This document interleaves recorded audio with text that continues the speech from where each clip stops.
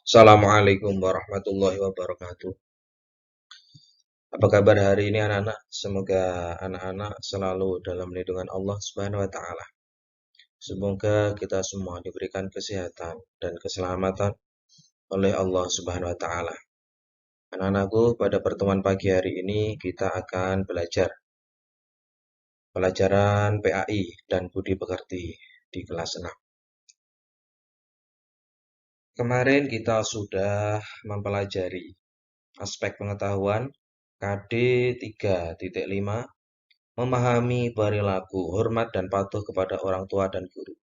Sehingga pada pertemuan kali ini anak-anak kita akan melanjutkan yaitu kompetensi dasar 4.5 mencontohkan perilaku hormat dan patuh kepada orang tua dan guru.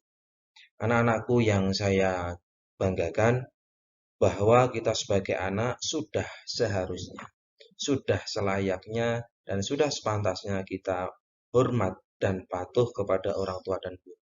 Karena apapun yang hari ini kita terima, kita peroleh, dan kita raih, itu semata-mata berkat kedua orang tua dan doa guru-guru kita. Salah satu contoh perilaku hormat dan patuh kepada orang tua yang harus kita lakukan adalah memberi salam, minta izin, sungkem, dan memohon doa, lalu mencium tangan kedua orang tua. Yang kedua adalah tidak membantah perkataan dan perintah kedua orang tua. Yang ketiga, tidak berdusta, tidak berbohong untuk kepentingan kita sendiri, harus membohongi kedua orang tua. Itu tidak boleh kita lakukan. Yang keempat, mengindahkan nasihat dan perintah kedua orang tua. Karena apa? Orang tua ini tentunya akan menasihati kepada anak-anaknya untuk nasihat-nasihat yang baik. Tidak mungkin orang tua akan mengajarkan keburukan atau ketidakbaikan. Yang selanjutnya anak-anak, membantu serta meringankan setiap urusan orang tua dengan ikhlas. Harus ikhlas apa yang kita lakukan untuk kedua orang tua.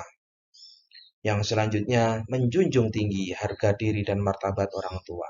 Dalam bahasa Jawa itu mikul dur mendem jeru.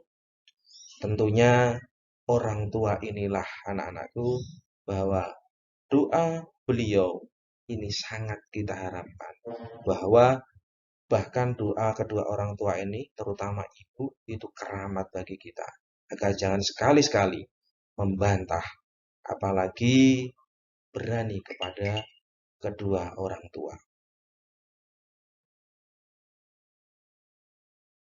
Yang selanjutnya adalah contoh hormat dan patuh kepada guru. Di rumah kita memiliki kedua orang tua. Di sekolah, bapak ibu guru adalah pengganti orang tua kita. Guru mulai dari guru TK, SD, SMP, SMA, ataupun aliyah, sampai pada universitas, dimanapun berada, bahkan guru yang mungkin tidak sengaja memberikan nasihat kita di jalan, itu adalah guru kita. Maka kita harus hormat, taat, dan patuh kepada guru-guru kita. Yaitu apa contoh yang harus kita berikan atau yang kita lakukan kepada guru-guru kita. Ketika bertemu dengan guru, kita harus mengucapkan salam. Assalamualaikum Bapak Guru atau Assalamualaikum Ibu. Tidak lupa mencium tangannya.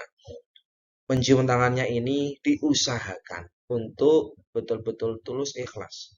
Tidak sekedar mencium tangannya, tapi tangannya ditempleke di pipi kanan atau pipi kiri. Tapi betul-betul mencium tangan dan keikhlasan, disentuhkan tangan itu dengan di hidung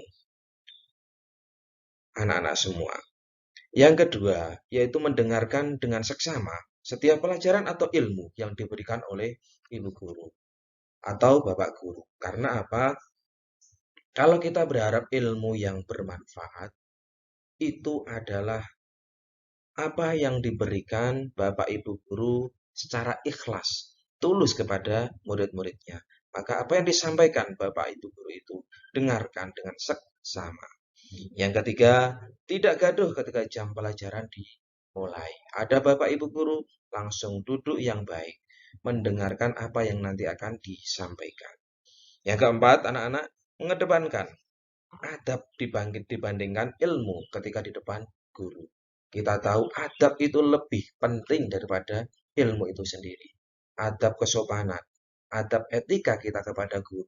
Bahkan di dalam pelajaran taklimul muta'alib, kalau kita mempelajari di pondok-pondok pesantren itu, menghormati, taat, dan patuh kepada guru itu sendiri harus betul-betul dilakukan dengan sepenuh hati. Tidak hanya kepada guru itu, keluarga guru pun itu harus dipatuhi dan harus betul-betul dihormati untuk mendapatkan ilmu yang bermanfaat. Yang selanjutnya, salam, sapa, senyum, sopan santun terhadap ikhlas memberikan senyum kepada guru, sopan dalam berperilaku yang kita berikan kepada guru. Betul-betul, semoga kita semua mendapatkan ilmu yang bermanfaat. Karena apa? Ilmu bermanfaat akan menjadikan kita mendapatkan pahala yang terus mengalir walaupun kita telah tiada. Tentu masih banyak lagi anak-anak terkait dengan contoh hormat dan patuh kepada guru. Contoh hormat dan patuh kepada sesama keluarga. Ini anak-anak yang tentu tidak disadari oleh banyak di antara kita. Bahwa orang tua, keluarga kita, keluarga kandung terutama, orang tua, kedua orang tua kita ini betul-betul menjadi orang yang pada saat orang lain menghina kita, pada saat orang lain itu mengucilkan kita, keluarga inilah yang betul-betul ada saat kita betul-betul terjatuh. Oleh sebab itu, perlu kita sadari apa yang akan kita lakukan kepada saudara-saudara kita, sesama keluarga, yaitu satu, jika bertemu saudara, famili, terutama orang yang lebih tua, diusahakan anak-anak mengucapkan salam dan mencium tangannya. Ketemu Pak D atau Pak Le itu harus seperti itu yang kita lakukan. Karena itu wujud hormat kita, kepatuhan kita kepada orang yang lebih tua. Yang kedua, berkata baik kepada kedua orang tua. Kalau membicarakan orang tua anak-anak, ingin rasanya hati ini menangis karena apalagi seperti Pak Sofyan yang betul-betul jauh dari orang tua. Belum bisa berbuat baik kepada orang tua, belum banyak bisa berbuat menyenangkan orang tua. Tentunya ini adalah hal yang betul-betul keinginan yang belum bisa tersampaikan. Oleh sebab itu, tidak ada alasan lagi bahwa kita membantah dan tidak patuh kepada orang tua. Tidak berbicara yang dapat menyakiti hati mereka. Kenapa? Karena ridho Allah Subhanahu wa Ta'ala ada dalam ridho orang tua. Makanya, anak-anak, jangan sekali-kali menyakiti hati orang tua. Berbicaralah yang baik, yang sopan kepada kedua orang tua. Ini yang ketiga, yang mudah meminta nasihat kepada yang lebih tua. Meskipun anak-anak itu mampu, suatu saat nanti, kalau kamu memiliki kakak, baik itu kakak laki-laki atau perempuan, meskipun kamu mampu dalam hal materi, meskipun kamu mapan dalam hal pekerjaan, meskipun kamu memiliki segalanya, hormatilah kakakmu dan memintalah nasihat pada beliau. Yang keempat, anak-anak, mematuhi setiap nasihat kebaikan kepada orang yang lebih tua. Jadi, kita harus meminta nasihat kepada orang yang lebih tua. Karena apa? Orang yang lebih tua itu lebih memiliki kearifan, lebih memiliki pengetahuan, lebih memiliki pengalaman dalam hal kehidupan. Makanya mungkin kita belum mengalami, tetapi orang yang lebih tua, kakak-kakak kita, tentunya lebih memiliki pengalaman untuk kebaikan kita. Begitu juga terhadap adik yang lebih muda, kakak-kakaknya harus menyayanginya, Oleh sebab itu, anak-anakku semuanya, kita harus betul-betul menyayangi lahir batin. Tidak boleh ada prasangka yang tidak baik kepada keluarga kita. Berbuat dengan tulus dan ikhlas kepada sesama keluarga.